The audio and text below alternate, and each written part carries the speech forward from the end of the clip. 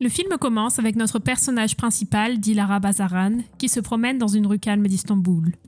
Tout à coup, un flashmob éclate, transformant les alentours en vidéoclip animé. On découvre que Dilara est une grande star de cinéma qui a remporté plusieurs prix prestigieux. Plus tard, elle retourne dans son appartement où Dilara partage un moment intime avec son petit ami et collègue Serkan. Le lendemain matin, Dilara commence à passer en revue les scripts de ses prochains projets. Elle semble être de moins en moins sollicitée ces derniers temps et reçoit maintenant principalement des publicités. Elle déteste ça mais accepte de faire une publicité parce que le salaire est bon. La pub concerne une marque de shampoing appelée Belinda et pour ce rôle, elle doit incarner une femme nommée Handan, une épouse et mère idéale qui prend soin de sa famille et utilise du shampoing après être rentrée de sa journée de travail. Cependant, en tant que femme indépendante qui méprise la vie traditionnelle, Dilara trouve le scénario presque répugnant.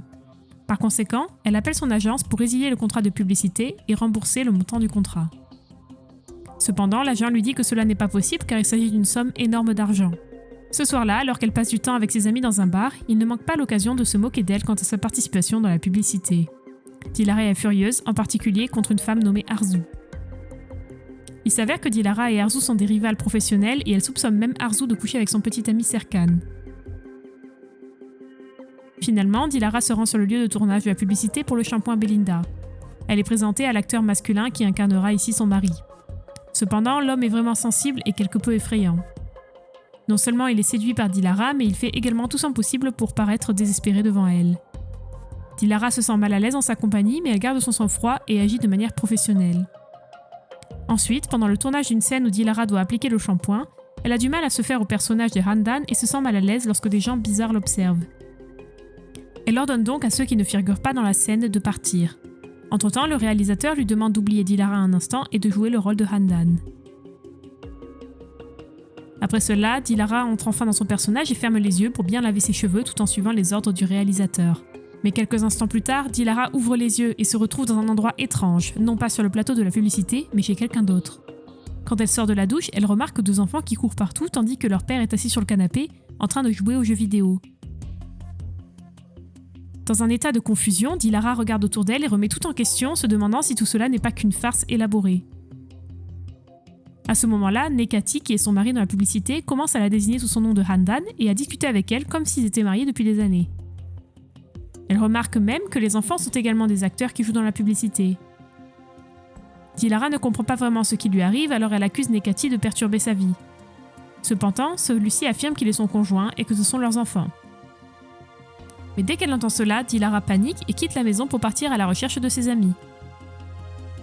Peu de temps après, Dilara arrive à la résidence de Serkan, mais il ne la reconnaît pas. Et pour ne rien arranger, elle découvre que Serkan est maintenant en couple avec sa rivale Arzu. À ce stade, Serkan la considère comme une cambrioleuse qui s'est introduite par effraction dans sa maison. Frustrée, Dilara va voir ses amis dans le bar où il se retrouve souvent, mais personne ne semble la reconnaître. Ensuite, elle se rend dans son propre appartement pour voir ce qui se passe, mais découvre que quelqu'un d'autre y habite. Finalement, Dilara se rend compte qu'elle est en quelque sorte coincée dans la vie de Handan, le personnage qu'elle incarne dans la publicité pour le shampoing. N'ayant plus nulle part où aller, Dilara retourne dans sa maison dans cet univers et naturellement, son mari ne comprend pas pourquoi elle est si hostile. Plus tard, quand Nekati veut avoir une relation avec elle, elle l'envoie dormir sur le canapé et dort seule dans son lit, persuadée que tout reviendrait à la normale le lendemain. Dilara se réveille dans la même maison et s'énerve toujours d'être coincée dans cette réalité. Ensuite, Nekati prépare le petit déjeuner pour la famille et Dilara reçoit un appel l'informant qu'elle est en retard au travail. Elle arrive ensuite sur son lieu de travail qui s'avère être une banque. Une fois à l'intérieur, elle rencontre le directeur, Akif, qui lui demande pourquoi elle est en retard. Cependant, Dilara s'en prend à lui et commence à crier qu'elle n'est pas Handan mais une actrice célèbre nommée Dilara. Contre toute attente, Akif semble la croire et dit qu'il veut l'emmener quelque part. Mais dès qu'ils atteignent la périphérie de la ville, Akif se déshabille et lui demande une faveur sexuelle. Dilara, dégoûtée par ses agissements, exige qu'il se rhabille. Mais juste à ce moment-là, Akif lui révèle qu'ils entretiennent une liaison depuis longtemps et qu'il a même trouvé un endroit où ils peuvent s'enfuir ensemble. Ce soir-là, la belle famille et les proches de Dilara se présentent pour dîner chez elle. Ils sont furieux parce qu'elle ne sait même pas préparer un bon repas, mais Nekati essaie de justifier ses erreurs en prétendant qu'elle est fatiguée. À ce moment-là, Akif arrive à la maison et Dilara découvre qu'il est le mari de la sœur de Nekati.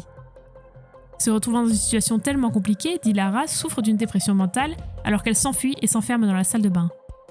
Sentant que quelque chose ne va pas, les membres de la famille se lancent à sa poursuite et commencent à frapper par la porte de la salle de bain.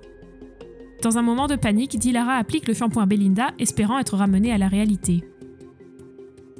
Cependant, rien ne se passe et Nekati et Akif finissent par défoncer la porte de la salle de bain. Le lendemain, Dilara est emmenée dans une clinique psychiatrique où elle continue d'insister sur le fait qu'elle n'est pas Handan. Elle essaie d'expliquer qu'elle est l'actrice à un groupe de médecins et d'infirmières en rejouant une scène de son œuvre la plus célèbre. Mais toute la salle n'est pas convaincue par ses efforts et tout le monde croit qu'elle est folle.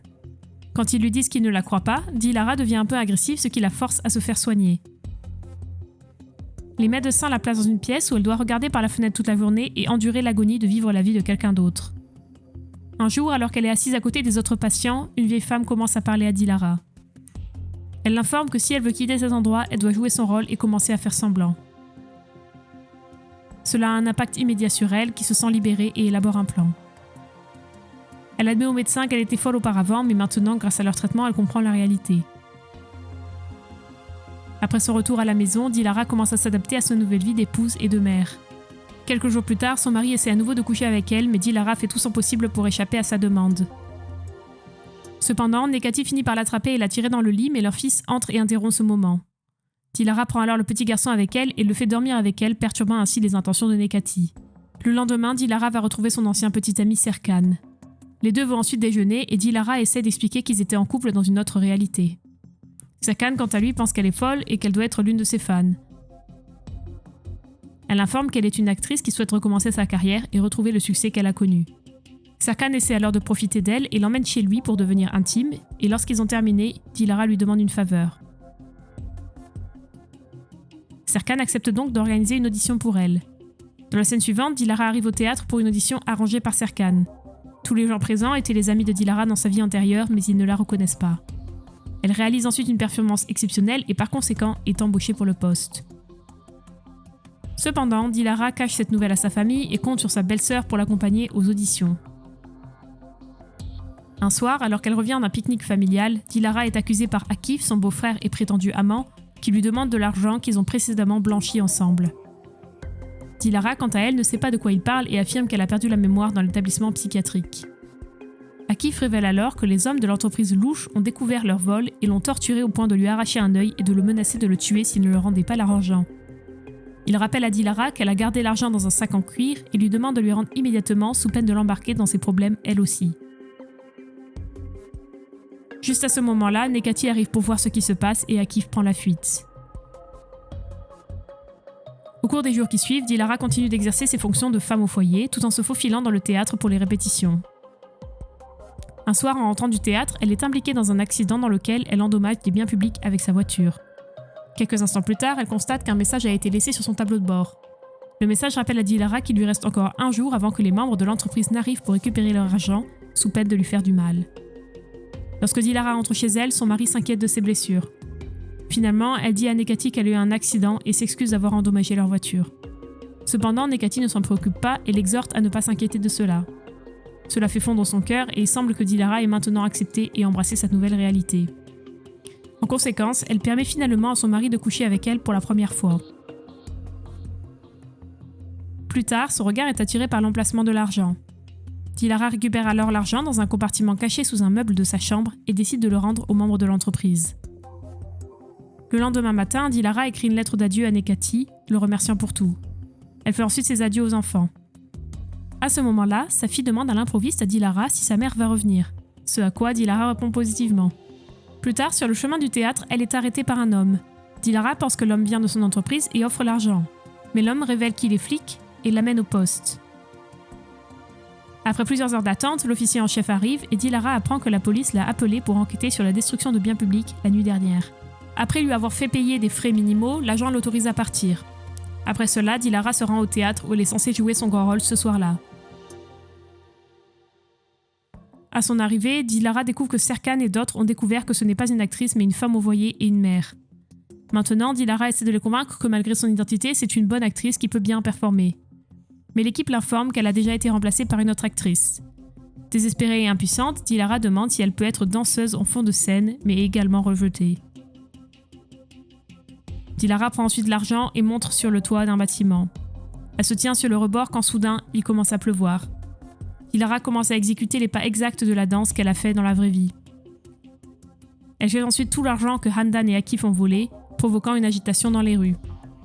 Et juste au moment où Dilara s'apprête à quitter le bâtiment, les membres de l'entreprise arrivent sur les lieux. Cependant, elle ouvre ses yeux à ce moment-là et revient à sa réalité où elle applique du shampoing sur ses cheveux pendant le tournage de la publicité pour Belinda. Dilara est plus que soulagée que son cauchemar soit enfin terminé. De plus, la réalisatrice fait l'éloge de sa performance et déclare le tournage terminé. C'est ainsi que le film se termine.